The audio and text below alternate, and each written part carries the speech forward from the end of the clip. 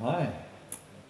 Welcome, and thank you for joining us. Today we wanted to talk about a subject that is on the tip of a lot of people's tongues these days, and it is, how do we know when things are going to get back to normal?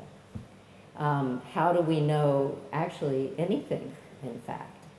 And so as we started thinking about what might be an interesting topic for today, we started reflecting on some of the texts in the yoga tradition that look at knowing and not knowing, and then what we're calling this extraordinary experience of the unknown, and not knowing being slightly different from the unknown. Or really knowing. Or really knowing. And so, in this time in our lives where, for many of us, we are facing this period where we really don't know what's going to happen next, where we don't know even whether our lives are in danger. We don't know anything other than something that has been put front and center for all of us. One of the things is that we are all facing impermanence.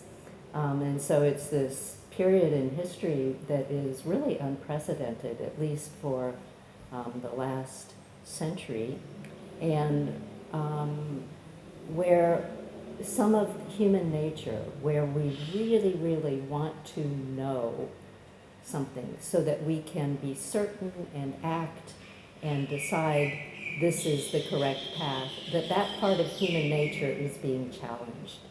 And an initial response can be to recoil from it, or with an extended period of sort of uncertainty, people tend to get more and more anxious, or more and more complacent, or things like depression and anger and sort of emotional states that start to rule us come to the forefront. And so we thought it would be interesting to tease apart the idea of what it means to know something, what it means to not know, how those are useful to us, and then look deeply at not knowing and the unknown.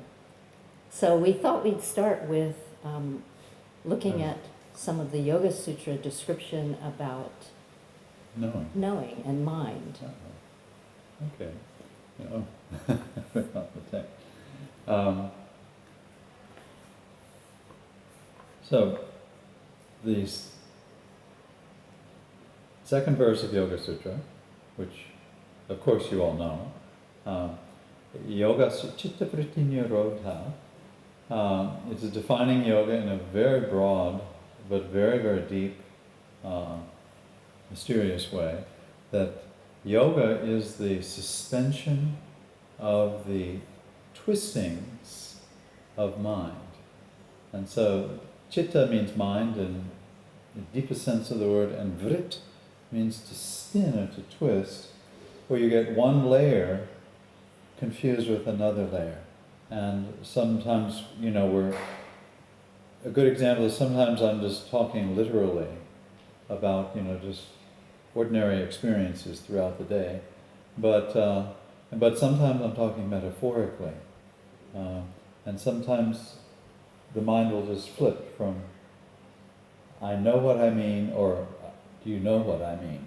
Like, do you really know? And so I could be making poetry, or I could be just talking about something very kind of practical and grounded. And sometimes the vrit, just that little turn, does it. So the chitta vrittis are all of the things that manifest as our experience. Okay, and so if you can get them nirodha, which means in suspension, in which to suspend something doesn't necessarily mean to push it away or to pull it forward. You're like giving it space of pure attention without, a severe judgment.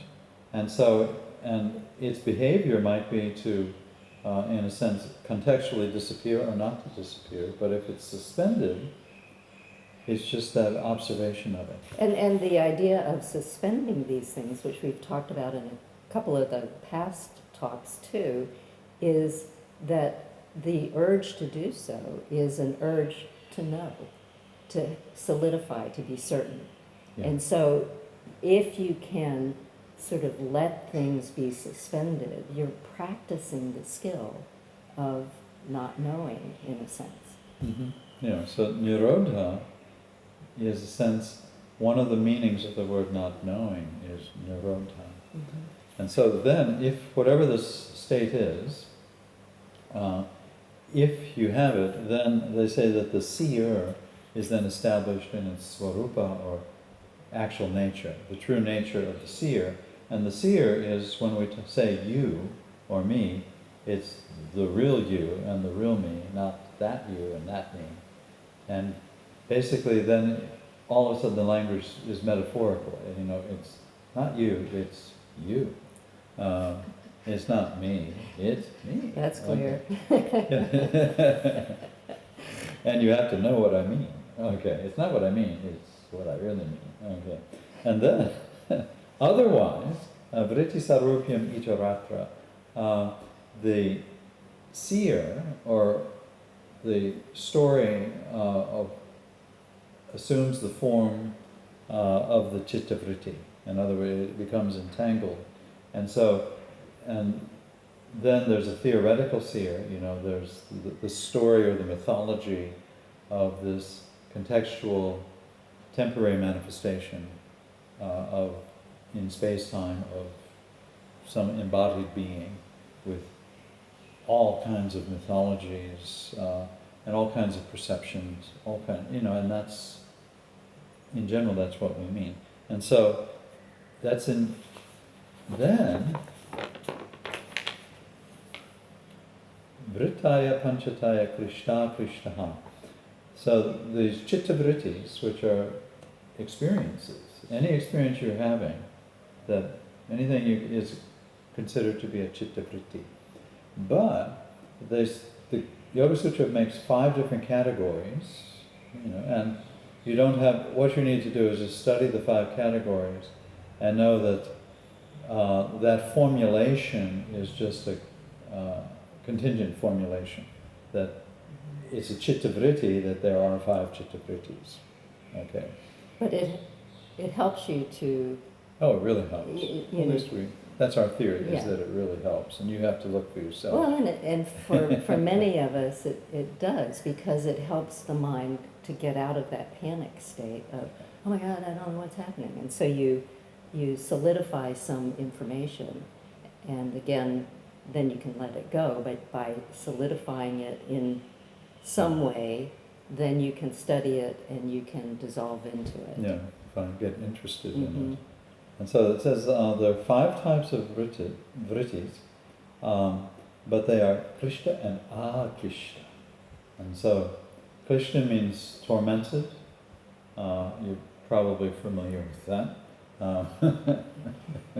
Just some of the time. But then, very important, and this is an extremely important thing in Yoga Sutra, there are aklishta vrittis. So there are mental states, mental formations that do not directly cause torment or suffering. You go, okay. And so it's not the Yoga Sutra does not condemn chitta vrittis as being bad and they should all be smited and eliminated, but it's just pointing out that. And so the 5 chitta vrittis are pramana viparaya vikalpa nidra smritayaha. And so pramana means good perception or correct perception. And then viparaya means mistaken perception, ignorant, total, you're totally missing out on what's happening. So examples of those 2. Okay, so viparaya is when I, let's say I'm having a good day and I'm leaving my house and I notice the stairs, and I notice them as stairs. and I perceive the spatial structure of the stairs, and I'm able to walk down the stairs. Okay, and that's okay. Successful day. Viparaya, misperception, is I don't perceive them as stairs, but I perceive them as, shadows of something, or I just make up some other theory. So I'm misperceiving, and then in the world of practical action, I end up falling down the stairs and breaking my temporary body into pieces. And so it's an important distinction. And so, but it's very fascinating, because a lot of the time we do not perceive things correctly. Okay, and how often? You have to look for yourself. How often do I really misperceive things, and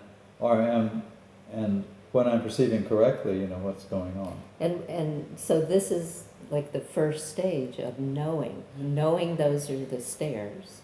But then, and that's a very simple example, but when we have things going on that are slightly more complex in the world, it is beneficial on occasion to pause, and not become neurotic about it, which is also possible, but to pause and say, what preconceptions, what ideas that I have about the world, or about, stairs, or something, something that I'm trying to, that could contribute to understanding what I'm perceiving as truth or knowledge. How is that skewing my perception that might be good perception? So, seeing them as bouncy, soft stairs rather than, hard cement stairs. Yeah, I always wanted soft stairs. Yeah, you did. And perhaps my craving for soft stairs is causing misperception. Yeah.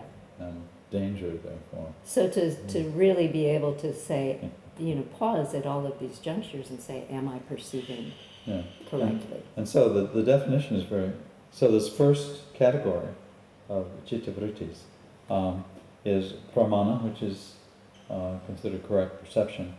And there are three ways that it arises. Pratyaksha is the first one, and this is it's your direct experience. So aksha means the eye, prati is in front of the eye, and so that which is basically, I think another term is in your face, and you're experiencing it. Is it night or day? And you go, oh, it's daytime. Okay, and you don't have to ask anybody. You don't have to go online and find out what the authorities say, or call your professor. That's your direct perception. Okay, but then anumana is next, and this is basically inference, which is related to logic, and it's just clear thinking.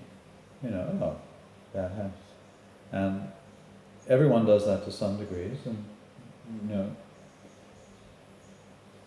most people are actually very good at logic, and then they might not pass a course in it at school, but it's common sense. Yeah, adding up the pieces. Yeah, adding up pieces, seeing relationships and causality, and then the agama is the third form. Agama means the learning from others, basically. Sometimes this agama refer classically to scriptures that are not Vedic. All of the other scriptures, which are still respected, but they're not Vedic. But it also means the authority or the advice of somebody else. And so much of what we know about the world on an everyday basis is agama, meaning other people are naturally feeding you information about what's going on. And most of the time, 99% of the time, you can investigate that number if you like, It's very accurate. It's just like, your grandmother saying, it's like, on the other side of that hill, there's this big tree or something. And having no reason to deceive you, you're learning from the almost natural cultural bonds of all of the other, not only people, but living beings around you. So it could be your local birds And so lizards. when we know about things from, the direct Okay. experience or from someone telling us or from inference, there is a feeling of sort of relief, because you know, what then, gives you some foundation from which to take a step and act. And one of the complexities that we're running into in the world at this juncture, with the virus happening and with now lockdown slowly starting to open and predictions about what might happen or what might not happen as we begin loosening some of the lockdown, what starts to happen is that, again, emotions can come in and make us want to have a definitive answer about what is in the future, what is going to happen. And so by practicing and bringing awareness to the ongoing process that you do every single day, someone says, well, yeah, the grocery store is closed at 9 o'clock tonight, you have to get there before then. You go at 9:10, and yes, indeed, they're closed. That was good information from someone else, and it was a way of knowing and then reflecting on that and saying, well, I didn't really trust. And you might not have trusted because in this day and age, there's a lot of false information out there. Or you may not have trusted because you weren't listening deeply. Mm-hmm. So the responsibility lies in each one of us to be truthful in giving advice and information to others, but also within ourselves to look again and to investigate, to see whether what you are seeing right before your eyes or what someone is telling you or what you're inferring, if that is indeed something that is valid knowledge. And we'll talk about that again a bit more, but yeah. And it's just really critical, I think, to underscore in this context how important it is to stay alert and awake to the desire to just know for sure and not question. And that can, in a situation that's a bit unsteady or with people who are not giving you truthful information, it's important to not have your desire for stability cause you to overlook something that might actually be helpful to knowing. Yeah, there's biologically, there's this, we have our immediate forms of knowledge, but because of the need to know, for the ego to, the next category is misperception, called viparaya, and it is mithya jnanam. Mithya means it's related to the word myth, but it also just means false, or that's mistaken knowledge. And so it is a knowledge structure, but atat rupa pratishtam, it is not established in rupa, meaning there's no objective shared input that it's based on. And so it's merely misperception. It's like if I'm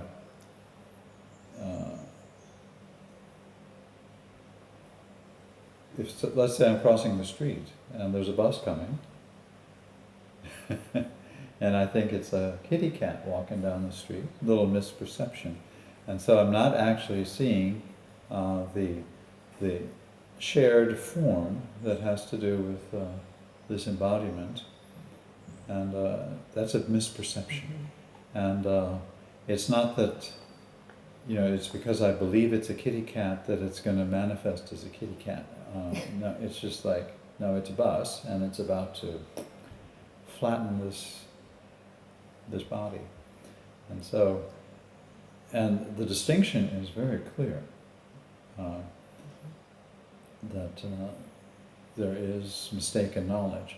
And you can watch in your own mind, occasionally you'll misperceive things. And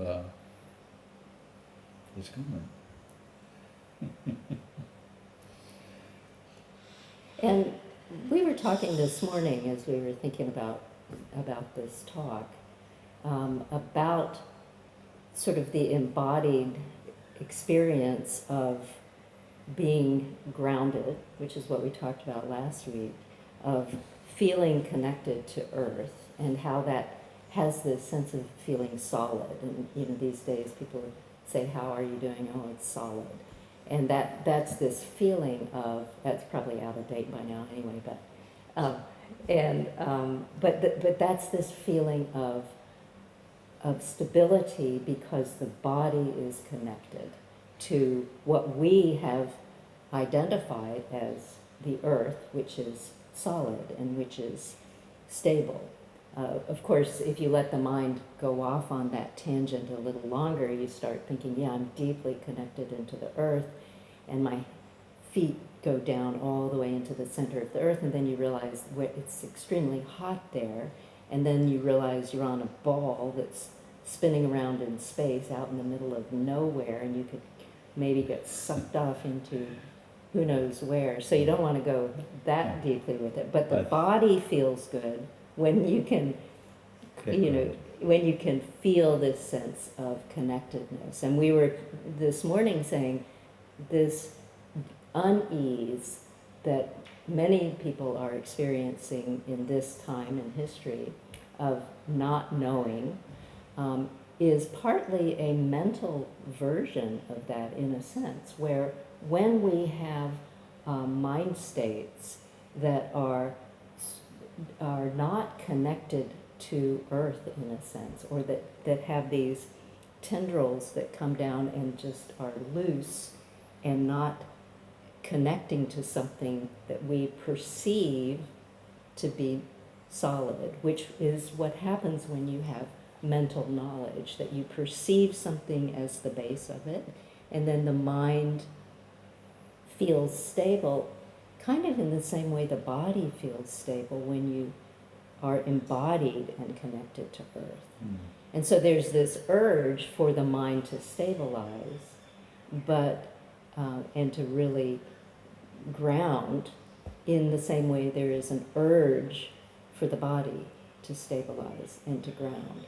And they are so intrinsically intertwined, the mind and the body, that we can sometimes benefit from the body being grounded, even when the mind is having some difficulty, even when we've had misperception or are in an emotional state due to not knowing. Yeah. It's important, like when like if I say it's solid, that's a metaphor, and grounded is also a metaphor,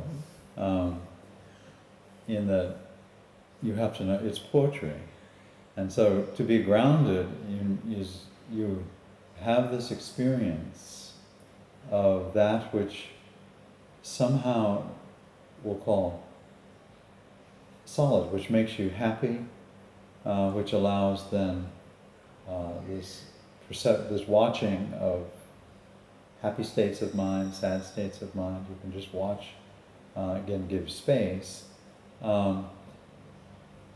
If I'm too literal, which is our problem, I'm going to drop my sitting bones into the earth, and if, let's say, I'm a geologist or something, and I know too much,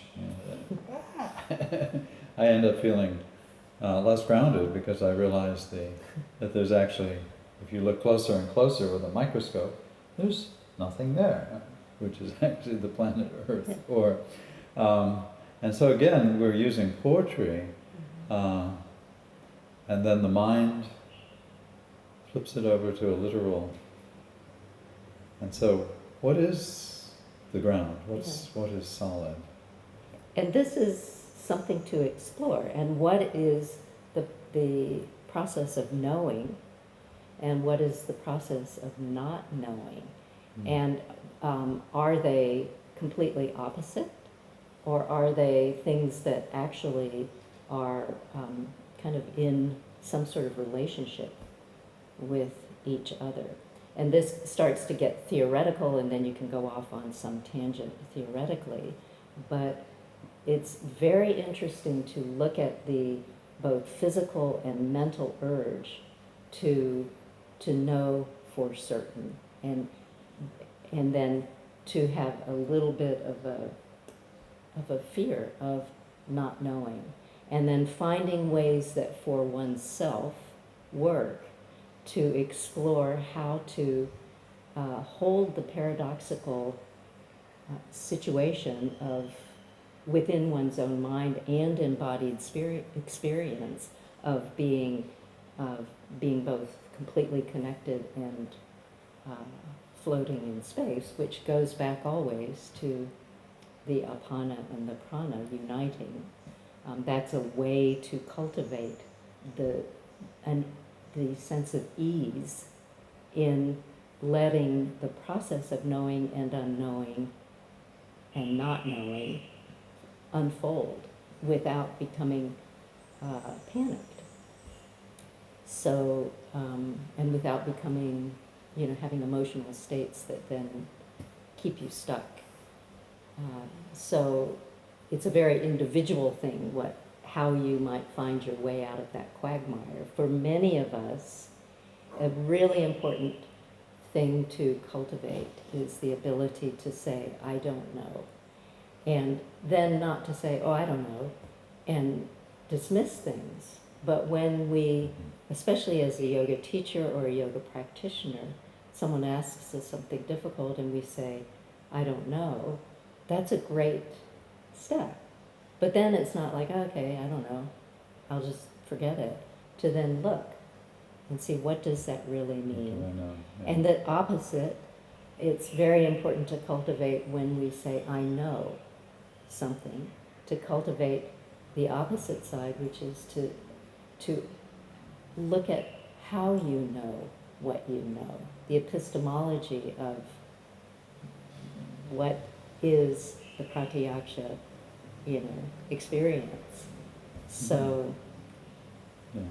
So, we're watching the chitta vrittis, and so a chitta vritti will come up, I know, and then your intelligence, which is interrelated with the sensation prana patterns throughout the body, your intelligence says, do you really know? And so if you can drop into what we'll call the ground, but the ground, we're not actually being literal. The grounding is we're really coming into the present moment, into a place which is in itself satisfying. And we're going to look at that. And then you're able to appreciate.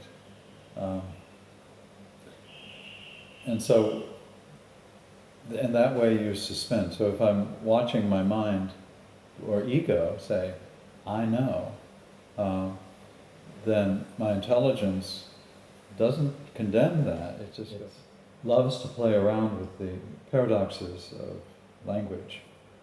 And of course the first verse everyone knows, Kena shitam patati preshitam manaha. By whom? All it is a bunch of questions. And if you give an answer, the Upanishad kind of like laughs back and makes you look again. It's very brilliant. By whom impelled does the prana go forth to study a situation, to land in a situation? And then, so it's always asking, what sets the mind forth? What does this? And the idea then, I like ka udeva yunakti, the very end of it, is ka means who in Sanskrit. Ka, ka. And who is the God that links the eye and the ear? So have you ever noticed that your eyes and ears are somehow linked in a way? Because, I'm listening, I'm seeing. And what it does is it's taking you to the point of going back to asking the question, even though the mind will give you its best answers. It'll keep feeding you best answers, and then it just goes back and goes. And so it's asking, who is this? And then the rest of that early part is saying, oh, it's the eye of your eye that's seeing out of your eye. It's the ear of your ear that hears through your ear. And immediately, if you keep asking the question, who or what, then you start to become amazed at the arising of your experience. So you come back to the pratyaksha, that is, that just as that which you are experiencing right now, as if you were a little baby, just waking up, you're just a few weeks old and you're going, whoa. And you're not reducing your immediate experience to theories, but you're suspending, and babies just do it naturally. They don't have the, but as practitioners, we can do it and go, whoa. And then might say, oh, that's a finger. And then I see the mind making the theory that that's a finger, and I notice, oh, the mind is making a theory. And then I go back to just amazed at the depth and the infinity. And the whole idea then is that in Nirodha, it's almost like watching a flower blossom, or the chitta, and taking your breath literally away. And so the breath and the chitta, vritti, are in this yogic loop. And part of what you're describing is this ability of mind to be agile, so that it can know something and be certain about it, and then instantaneously not know. And then really let go into not knowing and seeing the infinite, which is the unknown or the unspeakable and all of that, and then suddenly knowing, and then not knowing, and the agility to flow through those mind states, and then to become aware of those mind states too, along the path at some point. But the agility so that you are comfortable and not tossed into a feeling of panic. And this, we'll talk at the end of this talk about, this is all just mumbo jumbo about knowing and not knowing, and how does this help me because I'm feeling so anxious. I just want you to get to the point already. I don't have any more time. I've only got 10 more weeks in lockdown. So there, to notice even that, the urges that we have to really solidify. And so part of what we practice in mental practices and philosophical readings, and in our asana and meditation and pranayama practices, is cultivating this agility of mind, breath, body, to interweave and to give us the most full picture of, as Richard was just saying, of the present moment. Mm-hmm. And it's from the present moment that then, at that point, the Kenopanishad continues to really beautifully talk about the idea of the unknown.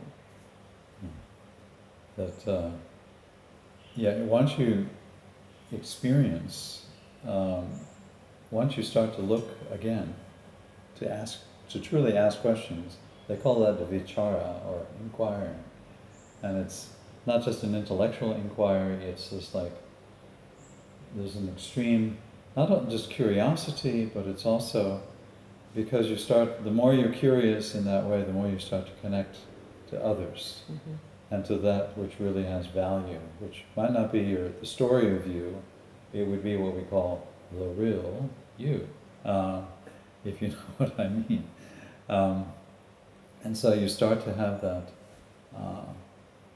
wonderful experience that then they call nectar, which frees you or gives you insight, and it frees you from mrit, or death. And so you get this nectar. And that knowledge, and they call that wisdom or knowledge, and then immediately as students we want to say, well, let me write that down. And then the Upanishad very cleverly kind of makes fun of that. And the second chapter of Kena Upanishad is the one where it said that those who know don't know, and those who don't know, know. And again, the meaning of the word know is just being flipped like that, back and forth. And it's said in a very delightful way. But the verse that is really arising in my mind currently, is the fourth verse of the second chapter of Kena Upanishad. So this is going to give you something to study. This is a condensed version. Oh, there it is. Pratibodha viditam. Oh, this is verse 4. Pratibodha viditam matam amritatvam hivindate. And so, when you know what we're talking about, when it, meaning Brahman, to cheat a little bit, they've been talking about what is Brahman, meaning reality, the true you, or reality, when it is known through every state of cognition. So whatever is arising in the intelligence, pratibodha, viditam, when it's known even in states of mind which are not only luminous and happy, in which the ego tends to get attached, but in states of mind which are dark and fearful, if you can practice and you see those states of mind, look again, because they're not what you think they are. Look again. And so if you know it in every state of mind possible, then you know it. And it's important, we'll talk about this verse more, but it's important to know that where we become tripped up frequently as humans is when we know we identify with the state of mind. And so we think, a simple one is I am, a bad meditator, or I'm a bad yoga student, or whatever, and we identify with the state of mind. But then in a more sort of a deeper pattern that happens in an experience is, I'm a bad person, which then leads to anxiety and leads to depression and leads to anger and all of that. And so when we can, even in a state of, anxiety, let's say, if there's just an instant where something happens, like you hear a bell chime, or your phone rings, or a reminder on your calendar reminds you of something. If you've agreed with yourself to play a little game to say, at that moment, I'm going to try to really look again, and bring in that practice of bringing this into every state of mind. In other words, bringing in this capacity to observe into every state of mind, even though the state of mind might be a difficult state of mind. Then little by little the steps start getting laid, the groundwork is laid for us to find a path out of stuckness with the identity that we are seeing as the reality, that is blocking us from the interconnectedness of knowing, not knowing, and the great unknown, or Brahman, where the reality that is unspeakable is never accessible because we're so stuck in our storyline. And so just these, finding some reminder, as Richard was reading this, and it might be good to even read it again, is like every single state, meaning the health states as well as the bliss states. Yeah, even the dark states. And then your commentary. Sometimes my mind at least often gives a little footnotes and commentary.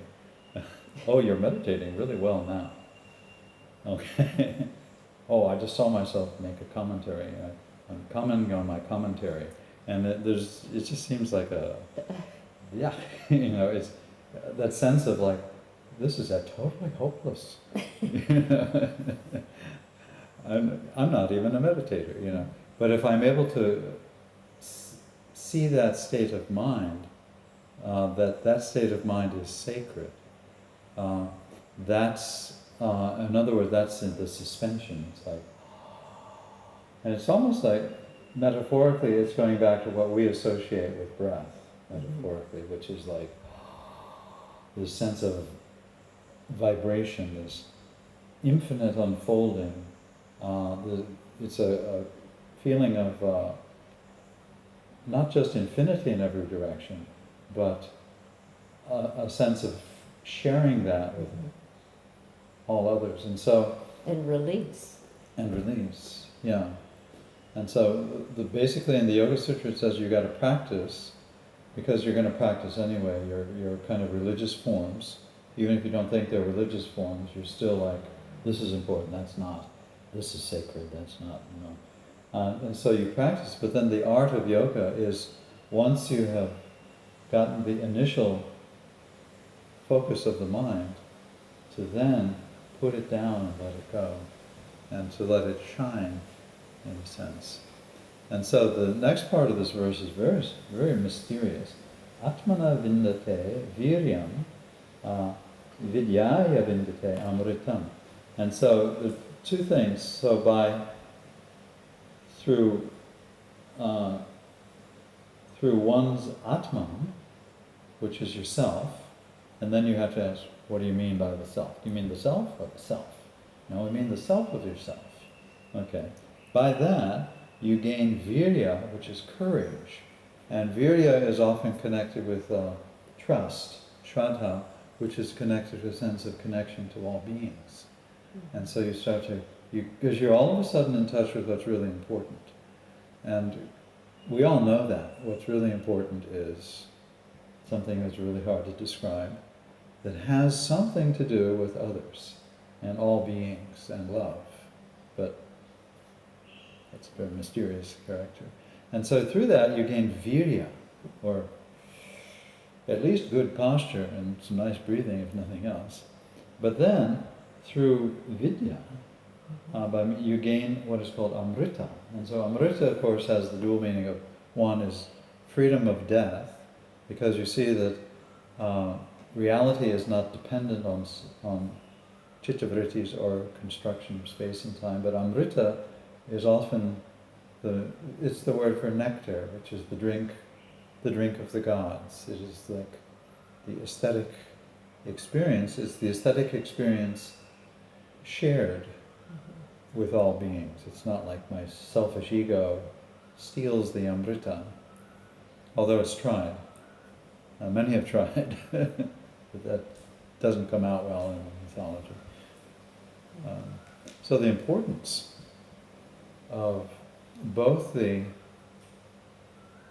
constructions of self in the mind, thinking, good thinking, and then the importance of letting them go so that their true nature shines out.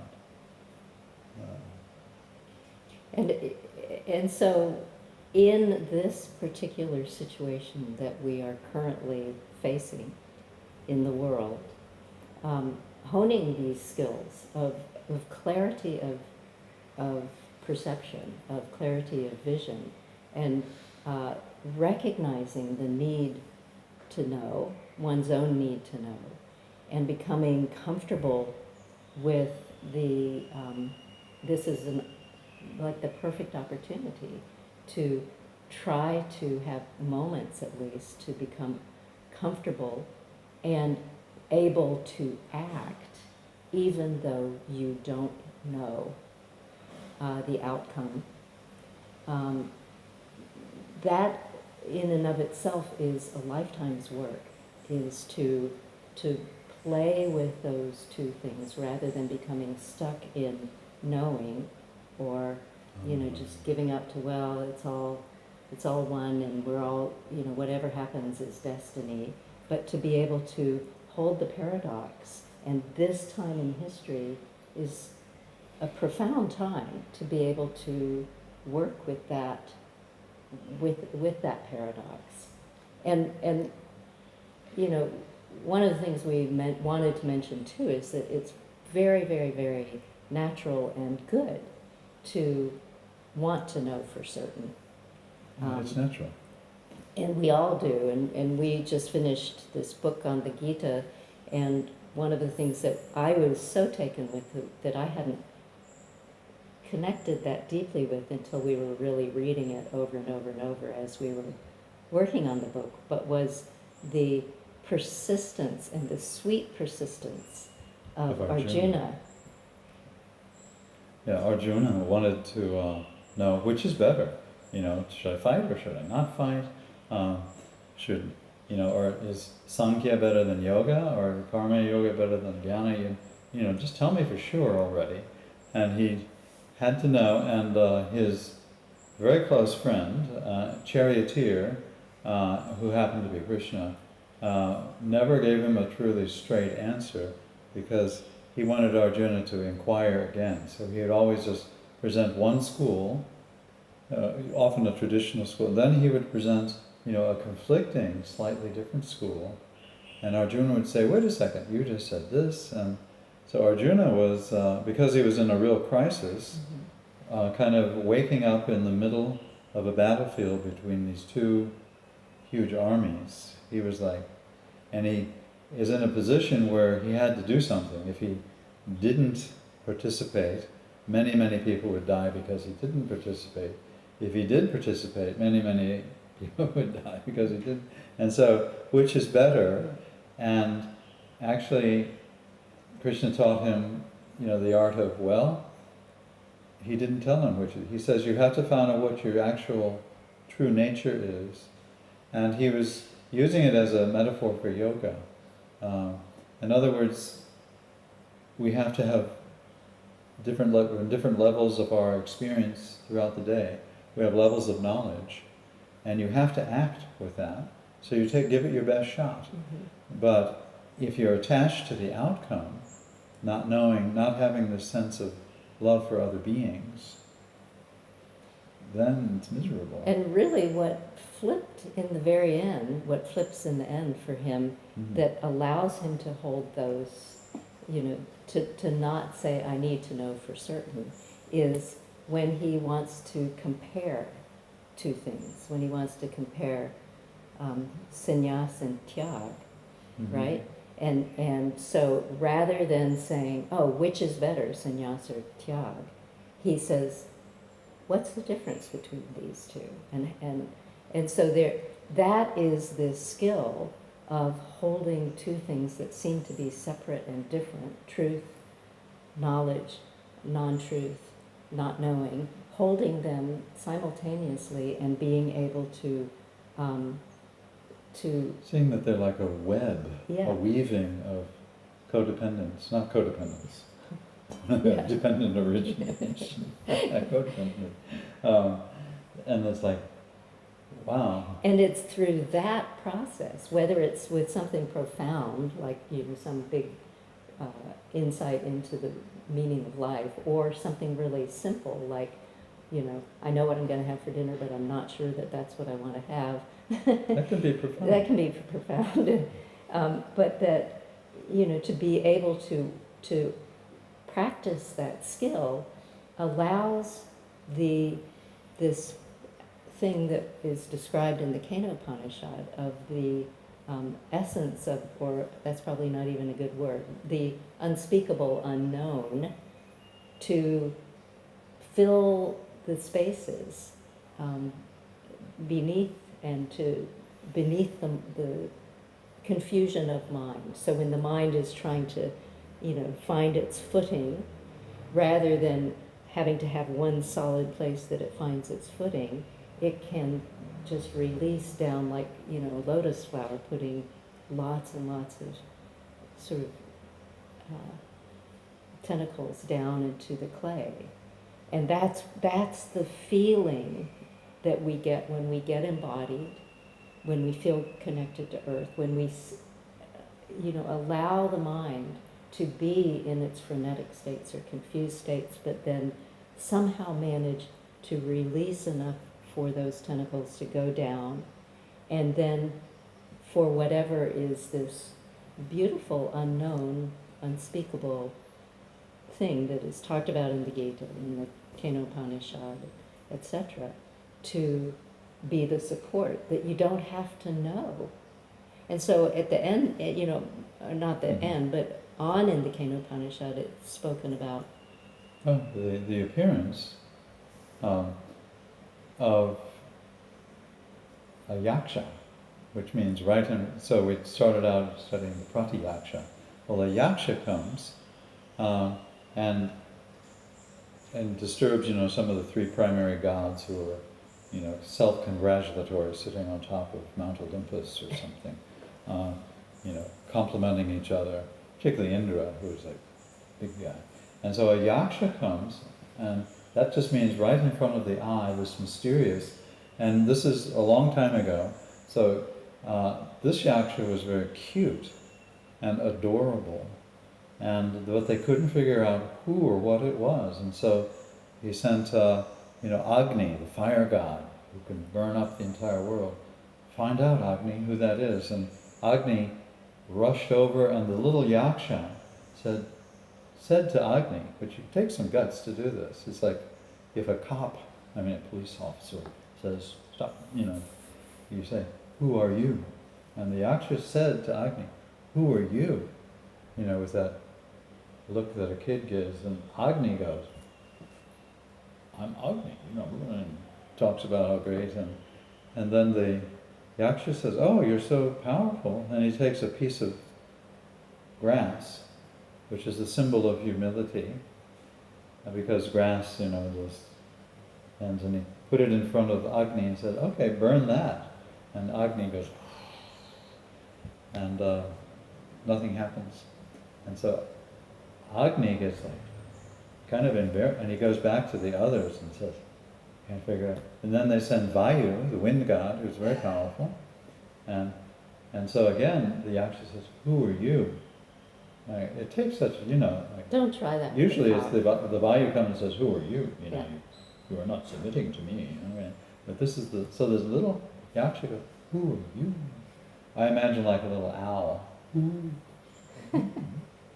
And again, Vayu says, well, I'm the wind god. And it's a little piece of grass, and the wind goes, couldn't move the grass. They couldn't get in there. So they go back and they say, Indra, you fix it. And Indra, at this point in mythology, has been through a lot. And, and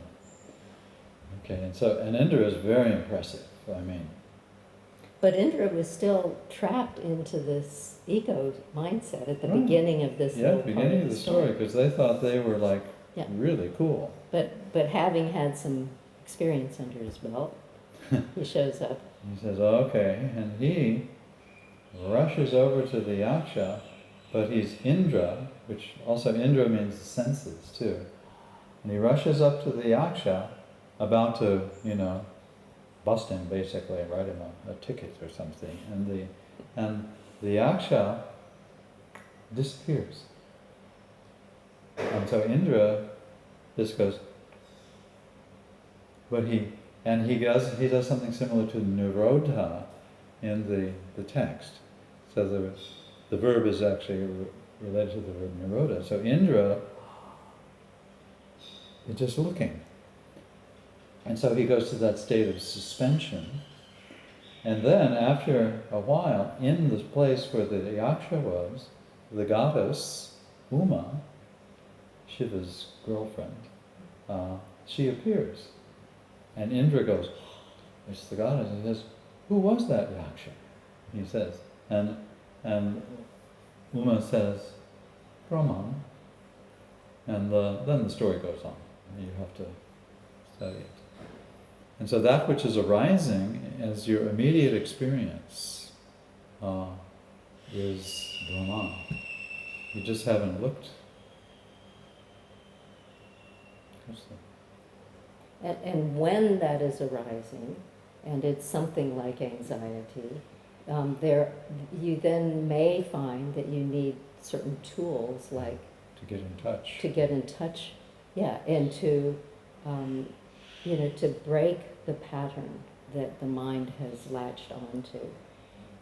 And that's why some of the yoga practices, like for some people with anxiety or anger, a really strong physical practice can be wonderful, and for others it can augment that state. Or for many people, something like anxiety, doing forward folding and mellow types of things can be very helpful, but for some whose anxiety is going into depression, that can be worse. Can More be difficult. worse, maybe. Yeah. And so it's there are these physical tools that we learn and that we can work with to help get through those states.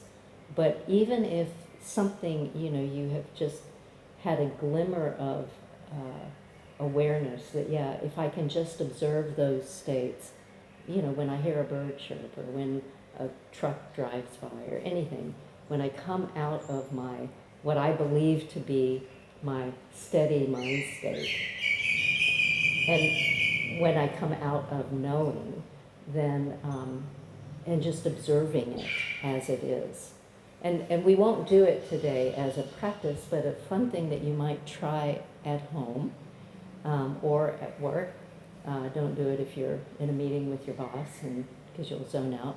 But to just do a 5-minute sitting meditation where you're noticing the pattern of your breath, like we do always, and then at a certain point, once you feel embodied and stable, to start counting the breath. So at the end of the exhale, that would be a place to start counting. So you inhale, exhale 1, and then you inhale again and exhale 2, etc. And do that practice and count to 10 all the way. And then when you get to 10, start over at 1. So you're essentially just counting the breath at the end of the exhale. But the trick is that the game that you're setting up with this particular meditation is that as you're following the pattern of breath, if at any point the mind has wandered from the sensation of the breath and the act of counting the breath, then you just go back and you start over at 1. Oh, okay.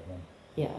So that get to 10 if you can, but start over if the mind has wandered. And this is something I've practiced many times myself. And what's very fascinating is you think you know what's going to arise in your mind. I'm going to do this practice, and my mind, I know what is going to happen. I'm going to count my breath. And you can get maybe to 2 or 3, or sometimes, if you're lucky, 4, if you're honest with yourself, with really, truly mapping the entire process. But 1 or 2 is actually good. 1 good breath in life. In which prana and apana are united. Mm-hmm. It's really amazing, this one. Yeah. So we appreciate the fact that this is a time where we can't predict things.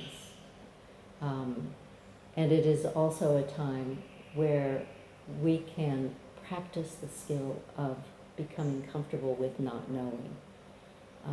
And we really encourage you to find ways for yourself to start to alleviate the discomfort or the kind of nervous energy or the yearning to know, to notice that arising and to start to drop into the space of not knowing, which is when those two patterns join together, where you can really look again and find, a deeper meaning and a deeper experience of the present moment.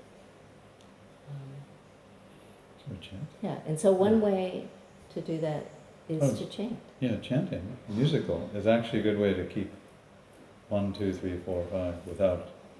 And so, rhythm, there's a dialectic in the body. It can be subtle, no one sees, or it can be exaggerated. And so this is a Shantipada, it's a prayer for all beings. Swasti, may they be full of good flow. Swasti. For prajabhya, meaning any being that has taken birth. And it doesn't mean human beings exclusively, it's all beings anywhere, all over the place. And then the last line, very famous, Loka samasta sukhino bhavantu. May all the worlds be happy. Okay. We'll chant it 3 times. Okay.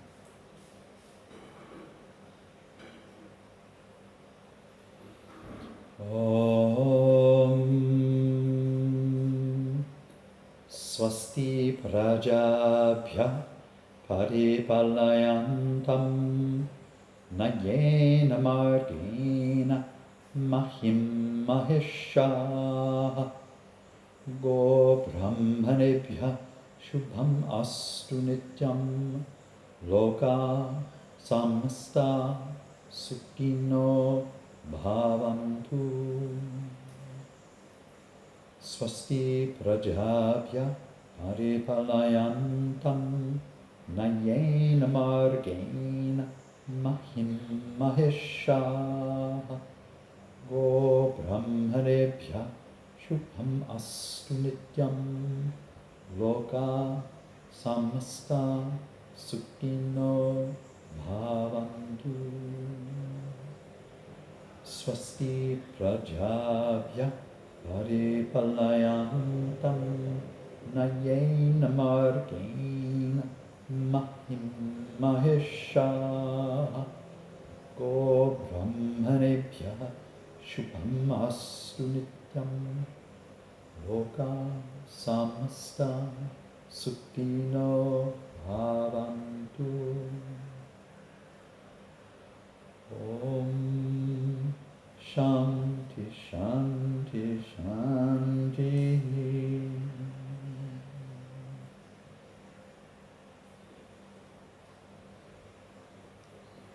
Thank you very much. Thank you.